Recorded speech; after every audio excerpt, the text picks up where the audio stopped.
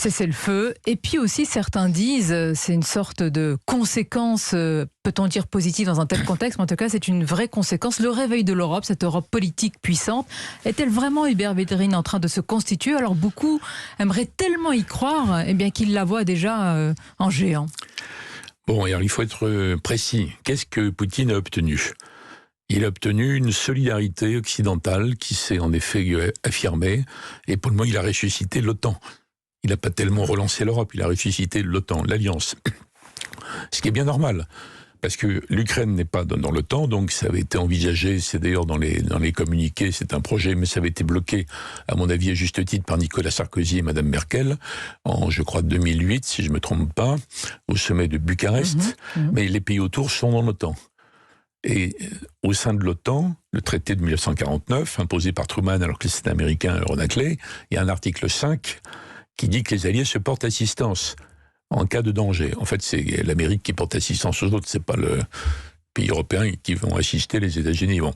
En tout cas, c'est la base même de l'Alliance. Ce qui fait que si un pays membre de l'Alliance, avec l'article 5, n'était pas défendu, l'Alliance n'existe plus. Bien, donc c'est surtout la résurgence énorme de l'OTAN qui est plus vigoureux plutôt qu'une Europe plus puissante. Parce que nous, on aimerait bien voir surtout Hubert Védrine, en tout cas certains, cette Europe-là. Ça sera peut-être le cas, mais pour le moment, c'est l'Alliance que ça a revigoré. Ça, c'est une chose. L'autre changement considérable, résultat considérable, c'est pas celui que Poutine recherchait certainement, c'est le changement de ligne de l'Allemagne.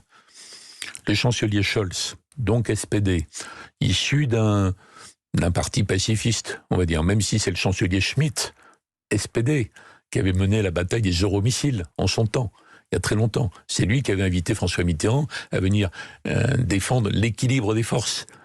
Et c'est une chose précise, c'est pas fumeux comme la sécurité collective, le fameux discours de Mitterrand au Bundestag en janvier 80, avec Helmut Kohl, parce qu'entre-temps, il y a eu un changement à Bonn. Mais c'est Schmitt, SPD, qui l'avait invité. Donc il y a eu un SPD qui n'était pas entièrement sur la ligne Willy Brandt de l'ost politique. Mais alors celui-ci aujourd'hui, pacifiste, enfin si on peut dire... Le SPD était redevenu pacifiste. L'Allemagne, démocratie pacifiste, en fait, tout à fait hostile au projet de défense mis en avant par la France, qui renaclait par rapport au projet de coopération militaire. Donc il a fait un discours qui est considérable dans ses conséquences, en disant qu'il va remonter le budget de la défense allemande après que le chef d'état-major de l'armée de terre allemande, la Bundeswehr, ait reconnu que cette armée n'existe pas en fait. Elle est incapable de rien.